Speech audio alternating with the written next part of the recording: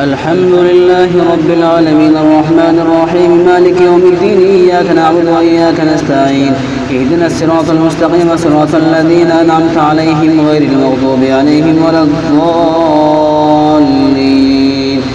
بسم الله الرحمن الرحيم والنجم إذا هوى ما ضل صاحبكم وما غوى وما ينطق عن الهوى إن هو إلا وحي يوحى علمه شديد القوى ذو مرة فاستوى وهو بالأفق الأعلى ثم دنا فتدلى فكان قاب قوسين أو أدنى فأوحى إلى عبده ما أوحى ما كذب الفؤاد ما رأى أفتمارونه على ما يرى ولقد رآه نزلة أخرى عند سدرة المنتهى عندها جنة المأوى إذ يغشى السدرة ما يغشى ما زاغ البصر وما طغى لقد رأى من آيات ربه الكبرى أفرأيتم اللات والعزى ومناة الثالثة الأخرى ألكم الذكر وله الأنثى تلك إذا قسمة ضيزى إن هي إلا أسماء سميتموها أنتم وآباؤكم ما أنزل الله بها من سلطان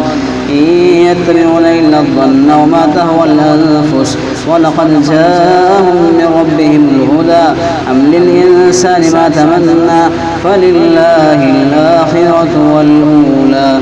وكم من ملك في السماوات لا تغني شفاعتهم شيئا إلا من بعد أن يأذن الله لمن يشاء ويرضى إن الذين لا يؤمنون بالآخرة ليسمون الملائكة تسمية الأنثى وما لهم به من علم إن يتبعون إلا الظن وإن الظن لا يغني من الحق شيئا فأعرض عمن تولى عن ذكرنا ولم يرد إلا الحياة الدنيا ذلك مبلغهم من العلم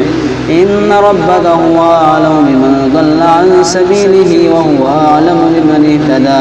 ولله ما في السماوات وما في الأرض ليجزي الذين أساءوا بما عملوا ويجزي الذين أحسنوا بالحسنى الذين يجتنبون كبائر الإثم والفواحش إلا اللمم إن ربك واسع المغفرة هو أعلم بكم إذا أنشأكم من الأرض وإذا أنتم أجنة في بطون أمهاتكم فلا تزكوا أنفسكم هو أعلم بمن اتقى